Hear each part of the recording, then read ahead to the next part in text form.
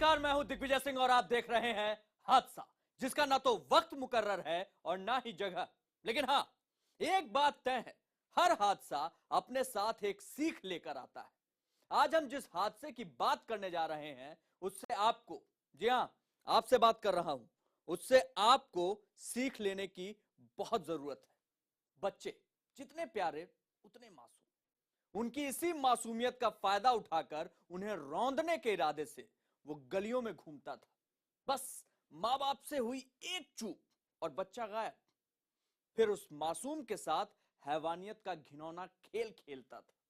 जी हां, एक बार फिर से दिल्ली पुलिस की गिरफ्त में आया है एक और बच्चा खोर।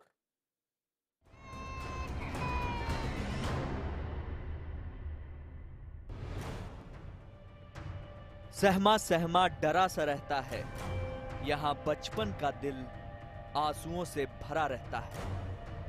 तंग गलियों की आड़ में बस्ती में फिरता वो बच्चियों के जुगाड़ में, दहशत के ताले से भारी जुबां तालू से चिपक कर जुम्बिश नहीं करती। कमजोर उम्र में कपड़े उतारने की शर्म ना थी, बस दर्द था, न वो समझ पाए न बता पाए। लेकिन नन्ही कोपलों पर फेरी दर्द की दराती बचपन साथ ले गई। रहो सावधान, क्योंकि फिर पकड़ा गया है एक और बच्चा खोर। दिल्ली की गलियों में फिर घूम रहा है मासूम बच्चियों का शिकारी।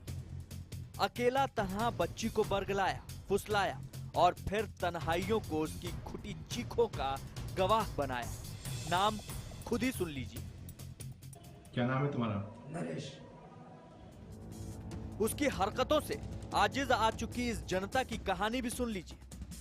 वो बहुत परेशान करता था। हाँ। बस वही बात है। नहीं, कब से आप लोग इसे जानते हैं? मुझे तो 4-5 साल हो गए यहाँ रहते हुए। हाँ। लेकिन वो परेशान तो करता था, लोगों को घर को भी करता था और बाहर वालों को भी करता था।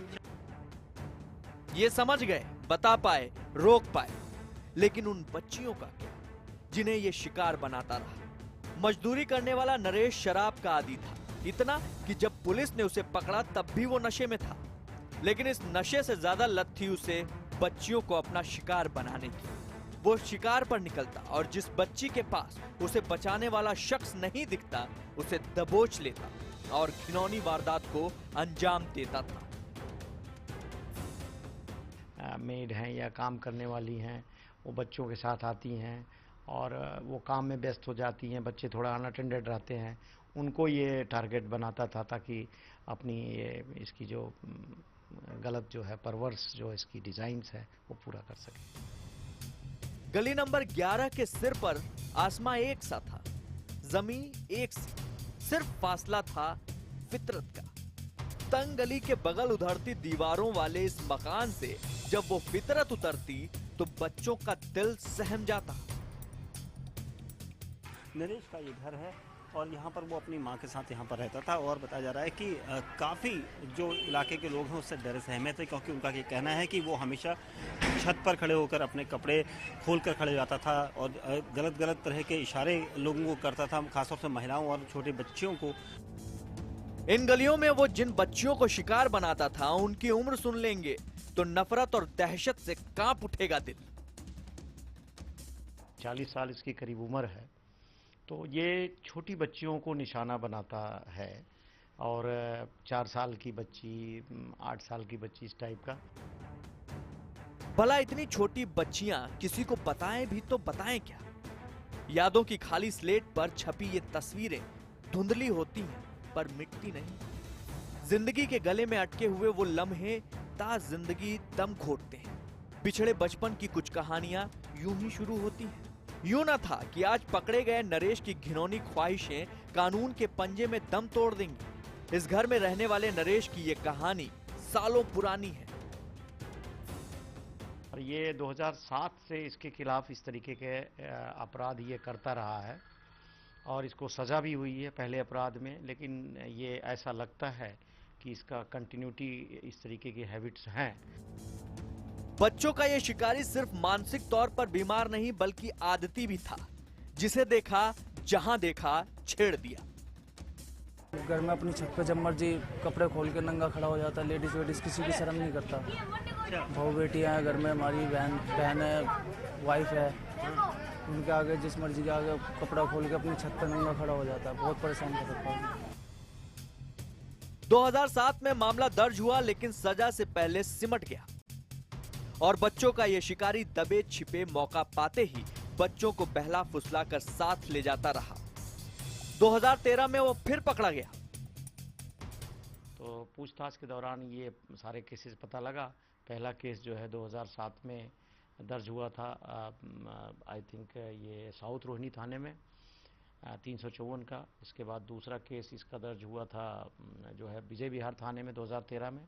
इसमें इसको सज़ा भी हुई थी 3 साल की और उसमें 1 साल रहा। फिर इसका ऊपर हायर कोर्ट में अपील किया और उसमें से फिर इसको माफ ऑफ हो गई सजा। दरअसल नरेश पीडोफिलिया के संगीन मर्ज से ग्रसित है और उसकी लत पर कानून लगाम नहीं लगा पाया। नतीजा, उसने फिर से एक लड़की को उठाने की कोशिश की, लेकिन इस बार ये चाल नाकाम रही। महज 4 साल की उस बच्ची को जब नरेश उठाकर ले जा रहा था, तब बच्ची की मां ने देख लिया और शोर मचा दिया। बच्ची बचा ली गई और नरेश फिर पकड़ा गया। पुलिस ने जब आरोपी से सख्ती से पूछताछ की तो मालूम चला कि उस पर पहले से 3 ऐसे मामले दर्ज हैं जिसमें उसने मासूमों के साथ रेप की वारदात को अंजाम दिया है।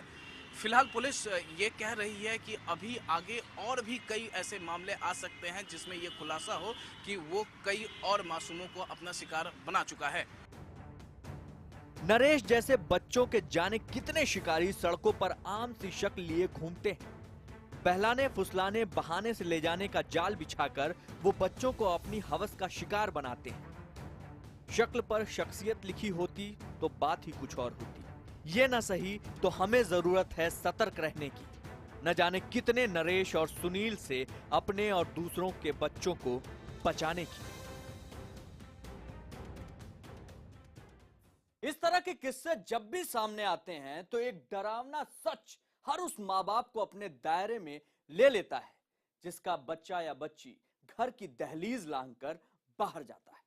सवाल उठता है कि हमारे और आपके आसपास की भीड़ में छिपे क्या ऐसे दरिंदों को पहचान पाना आसान है या नहीं।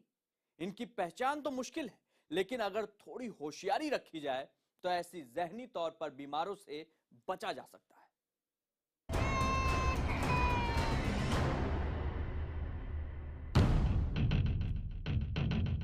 महज 20 रोज पहले इस तस्वीर ने सामने आकर पूरी दिल्ली को झकझोर दिया था।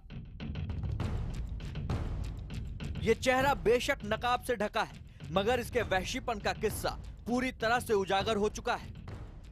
वो जीने पे ले जाता है, उसके कपड़े उतारता है और उसके साथ गलत काम करता है। पूरे 3 हफ्तों के बाद एक बार फिर उसी तरह नकाब में छिपा चेहरा सामने आया है, जिसके खुल चुके किस्से ने एक बार फिर राजधानी को चौंकाया है।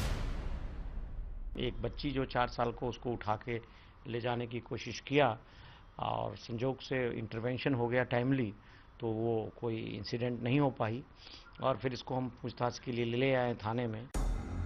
ये शायद पकड़ा ना जाता अगर इसकी तलब ने इसे जकड़ा ना होता। वो उसकी तलब की गिरफ्त ही थी जिसके हवस में इसने अपनी शैतानी निगाहें एक मासूम बच्ची पर गड़ा दी। मगर मासूम की मां की चौकन्नी निगाहों ने उस गुनाह की आहट को वक्त रहते पहचान लिया, जिसे सोचकर ही उसके मुंह से चीख निकल पड़ी और उसी शोर ने इस वहशी का रास्ता रोक लिया। और इसके पकड़े जाने के बाद कानून के सिपाहियों को महसूस होने लगा कि जो शोर मजबूरी में आकर एक मां ने किया और उसकी मासूम बच्ची की जिंदगी बच गई, ऐसा चीखना चिल्लाना उस वक्त और भी जरूरी हो जाता है जब कभी ऐसे शैतानों से पाला पड़ता है। क्योंकि हर साल न जाने कितने शैतान ऐसे कितने मासूमों की जिंदगी रौंद देते हैं जिनके मुंह से चीख तक नहीं निकल पाती। गवाही देते आंकड़े बहुत डराते हैं। ये क्राइम जो होता है बहुत रेयरली रिपोर्ट होता है, क्योंकि जो वल्नरेबल बच्चे 2 तरह के हैं। एक तो जो इन्फेंट्स हैं जिनकी जो खुद बोल नहीं पाते या बता नहीं पाते या सदमे में चले जाते हैं, और बड़े बच्चे हैं जो बोल सकते हैं और बताते हैं इसके बारे में, लेकिन उनके साथ भी कभी कभी ट्रॉमा इतना होता है कि वो अपने बारे में बताने में संकोच करते हैं। ये सच है कि मासूम और छोटे बच्चे ऐसे किसी भी शैतान को पहचानने में नाकाम होते हैं जो घिनौनी हरकत करने की इच्छा रखते हैं। दरअसल ऐसे शख्स एक खास तरह की बीमारी से पीड़ित होते हैं जिसे मेडिकल की जुबान में पीडोफीलिया कहा जाता है। देखने में ऐसे बीमार किसी भी आम आदमी की तरह ही होते हैं। उनकी बातचीत का अंदाज भी जुदा नहीं होता, लेकिन इनकी निगाह ऐसे मासूमों पर लगी रहती है जो न तो अपना बचाव कर सकें और न ही अपने साथ हुई ऐसी घिनौनी वारदात को खुलकर किसी को बता सकें। 3 हफ्तों में सामने आए दोनों चेहरों का सच करीब करीब ऐसा ही है। ये बहुत अच्छे से ड्रेस्ड होके आते हैं और फेशियल एक्सप्रेशन ऐसा होता है जैसे very innocent person, you would never imagine कि ये बंदा ऐसा कर सकता है। साफ है इन दो चेहरों का सच क्या बेनकाब हुआ। इस बहस को हवा मिल गई कि आखिर कैसे उन बच्चों को ऐसे किसी भी शैतान के चंगुल में फंसने से बचाया जाए जो खेलने या स्कूल जाने के लिए घरों से बाहर निकलते हैं। There are 4 spots in your body where a person, even a relative, should not touch you. So if somebody does that, बच्चा जाके उसको सबसे पहले अपनी माँ को रिपोर्ट करे या जो भी ट्रस्टेड पर्सन है उसको तब तक रिपोर्ट करे, तब तक उसको बताए, तब तक वो समझ के उसको उस प्रॉब्लम को एड्रेस ना करे। साफ है कानून के सिपाही हर बच्चे पर तो नजर नहीं रख सकते, लिहाजा जरूरी है कि बच्चों को ही इतना समझा दिया जाए कि वो अपने दोस्त और दुश्मनों में फर्क करना सीख लें।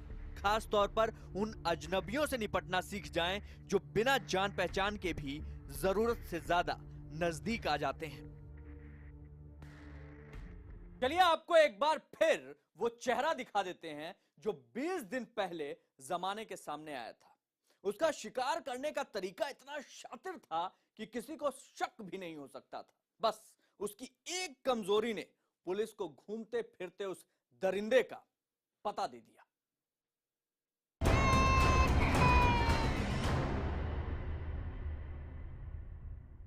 एक सी बेदर्द दहशत। मैं रोने लगी तो वो मुझे पीटने भी लगा। अंदर सिसकती एक जैसी कांपती आवाज। एक ठेला था, वहाँ पे मेरे भाई को बिठा दिया था और वो ना मुझे सिटी साइन पब्लिक स्कूल के गली के सामने ले गया। चेहरे बदलते रहे, तारीखें बदलती रही और वो चलता रहा एक जैसी चाल। मोबाइल पे बात करके बोल रहे थे कि हाँ अंकल, मैं इसको अपनी गाड़ी में बिठा के छोड़ दूंगा आधे रास्ते तक। आपके हमारे घर जैसी ही मासूम बच्चियां ही तो थीं। वो कैसे समझ पाती? 10 साल की बच्ची हो, उसका मन डाइवर्ट हो गया कि हो सकता है पापा का कोई सामान है, वो बहला फुसला करके उसको लेकर के गया। फिर वो किया जिसे सुनकर हर माता पिता जीते जी मर जाए।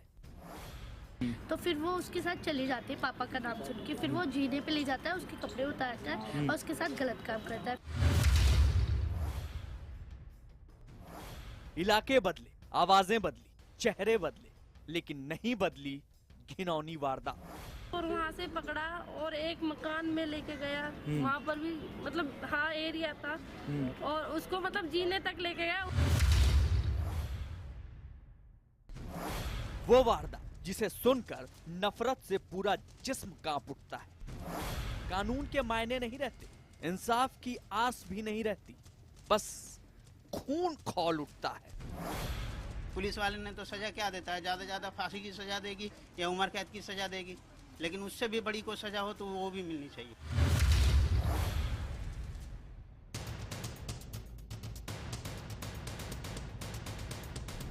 पुलिस के शिकंजे में जकड़ी ये वही दहशत है जिसे आपने इन बदलती सूरतों के अल्फाजों में देखा होगा, पढ़ा होगा। मासूम बच्चियों को दबोचने वाले ये वही हाथ हैं जिनमें न जाने कितनी बच्चियों की सिसकियां, आंसू और बेचारगी को मसला होगा। मंकी कैप में छिपे इस चेहरे से झांकती इन शैतानी आंखों को शिकार तलाशने और खुद को परोसने का शौक है। जब ये हवस में अंधी होती हैं, तो किसी बच्चे से उसका बचपन छिन जाता है।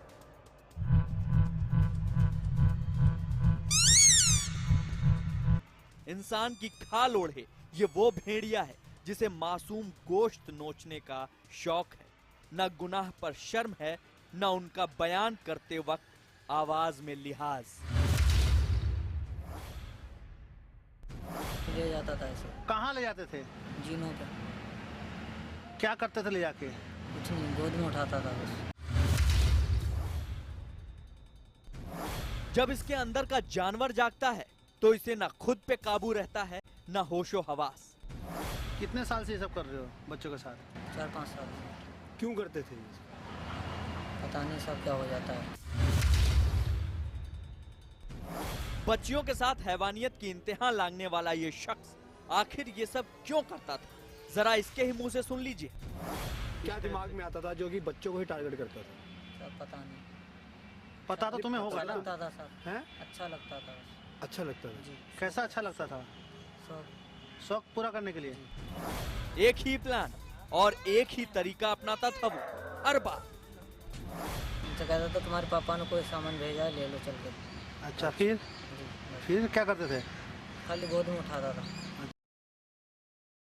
इसीलिए आपसे कहते हैं जहां भी रहिए सतर्क रहिए, सुरक्षित रहिए। आज हादसा में बस इतना ही।